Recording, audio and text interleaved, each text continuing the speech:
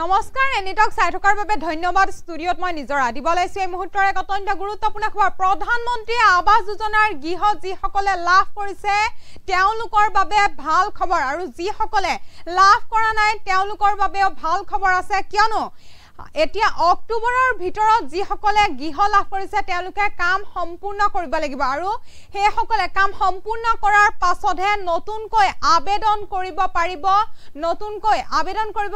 গৃহৰ বাবে এই মুহূৰ্তত সবিস্তাৰে জনোৱাৰ চেষ্টা কৰিছে এণ্টক চাই থকা প্ৰতিগৰাকী দৰ্শকক প্ৰধানমন্ত্ৰী আৱাস যোজনা গৃহ লাভ কৰা সকলৰ বাবে ডাঙৰ খবৰ অক্টোবৰৰ ভিতৰত সম্পূৰ্ণ কৰিব লাগিব প্ৰধানমন্ত্ৰী আৱাস যোজনাৰ কাম অক্টোবৰৰ ভিতৰত সম্পূৰ্ণ কৰিব লাগিব 7 লাখ গৃহ নিৰ্মাণৰ কাম সম্পূৰ্ণ হলেহে লাভ কৰিব নতুন গৃহ প্ৰধানমন্ত্ৰী আৱাস যোজনা সন্দৰ্ভত বৃহৎ মন্তব্য কৰিছে ৰঞ্জিত কুমাৰ দাসে প্ৰধানমন্ত্ৰী আৱাস যোজনা গৃহ লাভৰ ক্ষেত্ৰত ডাঙৰ ঘোষণা কৰিছে অক্টোবৰৰ ভিতৰত সম্পূৰ্ণ কৰিব লাগিব প্ৰধানমন্ত্ৰী আৱাস যোজনাৰ কাম 7 লাখ গৃহ নিৰ্মাণৰ কাম সম্পূৰ্ণ হলেহে লাভ কৰিব নতুন গৃহ যিসকলে এতিয়া গৃহ লাভ কৰা নাই প্ৰধানমন্ত্ৰী আৱাস যোজনাৰ গৃহ লাভ কৰা নাই তেওঁলোকে যিসকলে লাভ কৰিছে তেওঁলোকৰ কাম সম্পূৰ্ণ হোৱাৰ পিছতহে নতুনকৈ আবেদন কৰিব পাৰিব আৰু প্ৰধানমন্ত্ৰী আৱাস যোজনা সন্দৰ্ভত বৃহৎ মন্তব্য কৰিছে ৰঞ্জিত কুমাৰ দাসে ৰাজ্যৰ কেবিনেট মন্ত্ৰী ৰঞ্জিত কুমাৰ দাসৰ ডাঙৰ ঘোষণা প্ৰধানমন্ত্ৰী আৱাস যোজনা সন্দৰ্ভত 30 অক্টোবৰৰ ভিতৰত সম্পূৰ্ণ কৰিব লাগিব প্ৰধানমন্ত্ৰী আৱাস যোজনাৰ গৃহ নিৰ্মাণৰ কাম চৰাইদেউ সোণাৰীত উপস্থিত হৈ এই ঘোষণা কৰিছে ৰাজ্যৰ কেবিনেট মন্ত্ৰী ৰঞ্জিত কুমাৰ দাসৰ ডাঙৰ মন্তব্য বৃহৎ মন্তব্য কৰিছে আৱাস যোজনাৰ গৃহ নিৰ্মাণৰ ক্ষেত্ৰত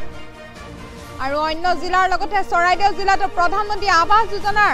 গ্ৰামীণৰ ঘৰসমূহ 30 অক্টোবৰৰ আগতে সম্পূৰ্ণ কৰিবলৈ নিৰ্দেশ প্ৰদান কৰিছে মন্ত্ৰী ৰঞ্জিত কুমাৰ দাসে ৰাজ্যত যিসকলে লাভ কৰিছে গৃহ তেওঁলোকে লাভ প্ৰধানমন্ত্ৰী আৱাস যোজনাৰ কাম সম্পূৰ্ণ কৰাৰ পিছতহে নতুনকৈ আবেদন কৰিব পাৰিব বুলি উল্লেখ কৰিছে আৰু প্ৰধানমন্ত্ৰী আৱাস যোজনাৰ গৃহ লাভ কৰা সকলৰ বাবে যেহেতু এক খবৰ লৈ আহিছে আৰু যিসকলে এতিয়া লাভ কৰা নাই তেওঁলোকৰ বাবেও ডাঙৰ খবৰ যেহেতু যিসকলে লাভ কৰিছে তেওঁলোকে কাম সম্পূৰ্ণ কৰাৰ পাছতহে আবেদন কৰিব পাৰিব গৃহৰ বাবে আৰু যিসকলে লাভ কৰিছে অক্টোবৰৰ ভিতৰত সম্পূৰ্ণ কৰিব লাগিব প্ৰধানমন্ত্ৰী আৱাস যোজনাৰ কাম 7 লাখ গৃহ নিৰ্মাণৰ কাম সম্পূৰ্ণ হলেহে লাভ কৰিব নতুন গৃহ প্ৰধানমন্ত্ৰী আৱাস যোজনা সন্দৰ্ভত বৃহৎ মন্তব্য কৰিছে ৰঞ্জিত কুমাৰ দাসে আমাৰ হাতত ৰঞ্জিত কুমাৰ দাসৰ মন্তব্য আছে আমি মন্তব্য শুনাব বিচাৰিছো আমাৰ গৃহ ইতিমধ্যে 28 লাখ ঘৰ ভাৰত চৰকাৰে আমাক আগবঢ়াইছিলে আৰু তাৰ ভিতৰত আমি 21 লাখ ঘৰ ইতিমধ্যে সম্পূৰ্ণ কৰিছোঁ বাকী 7 লাখ ঘৰ আমাৰ এতিয়াও নিৰ্মাণৰত অৱস্থাত আছে আৰু সেই 7 লাখ ঘৰ যাতে আমি অক্টোবৰৰ ভিতৰত যাতে সম্পূৰ্ণ কৰিব পাৰোঁ তাৰ কাৰণে প্ৰতিখন জিলাকে আমি 31 অক্টোবৰ আমি নিৰ্ধাৰিত আমি লক্ষ্য ধৰি দিছোঁ আৰু এই নিৰ্ধাৰিত লক্ষ্য ধৰি দিয়াৰ মূল কাৰণটো হৈছে এইটোৱে যিহেতু আমি ঘোষণা কৰা আছিলে মাননীয় প্ৰধানমন্ত্ৰী বা মুখ্যমন্ত্ৰী ডাঙৰীয়াই কোৱা আছিলে বা ময়ো নিজে কৈছিলোঁ বিভাগৰ মন্ত্ৰী হিচাপে যিসকলৰ প্ৰকৃততে কেঁচা ঘৰ আছে সেইসকলকো আমি ঘৰ দিম বুলি কৈছিলোঁ আৰু যাৰ কাৰণে যিহেতু ইতিমধ্যে আমাৰ ছাৰ্ভে কৰা হৈছে ছাৰ্ভে কৰাৰ পিছত এতিয়া আমি গাঁও সভাত সেইবোৰ উত্থাপন কৰি গাঁও সভাৰ জৰিয়তে পুনৰ আমি মানুহৰ ঘৰে ঘৰে গৈ আমি তাৰ এষ্টিমেট কৰি পেলাই বা পুনৰ জিঅ' টেগিং কৰি পেলাই আমি হয়তো আৰু 8 লাখ 10 লাখ হয়তো ঘৰ আমাৰ ওলাব ঠিক তেনেকুৱাকৈ চৰাইদেউত ইতিমধ্যে আমাৰ ছাৰ্ভে কৰাৰ পিছত প্ৰায় 40,000 ঘৰ ইতিমধ্যে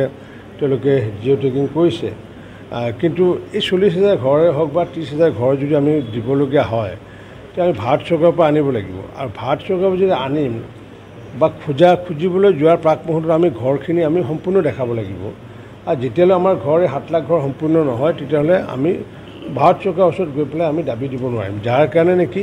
যে আমি অক্টোবৰ মাহত যাতে 28 লাখ ঘৰ যাতে সম্পূৰ্ণ কৰিব পাৰোঁ তাৰ কাৰণে আমি নিৰলসভাৱে প্ৰতিটো আমি ব্লকতে হওক বা জিলাতে গৈ পেলাই পৰ্যালোচনা কৰি আছোঁ আমাৰ ইয়াৰ পাৰফৰ্মেঞ্চ অভাৰঅল পাৰফৰ্মেঞ্চ আমাৰ চৰাইদেউ জিলাৰ ভাল আমাৰ MGNৰেগাৰ ক্ষেত্ৰতে হওক বা 15 ফাইনেন্সৰ ক্ষেত্ৰতে হওক পাৰফৰ্মেঞ্চ কৰি ভালে মূলগতভাৱে মই এইখিনিৰ কাৰণে আহিছোঁ বা অমৃত সৰোবৰৰ তেনেকুৱা যি অমৃত সৰোবৰত ক'ৰবাত যদি বাৰিষাৰ সময়ত পানী থাকে কিন্তু খৰালি সময়ত পানী নাথাকে, সেই খৰালি সময়ত পানী নথকা অমৃত সৰোবৰত যাতে আগলৈ বৰিং কৰি পেলাই তাত যে পানী যাতে ৰাখিব পাৰোঁ তাৰ কাৰণে ব্যৱস্থা কৰিছোঁ। আৰু ইয়াৰে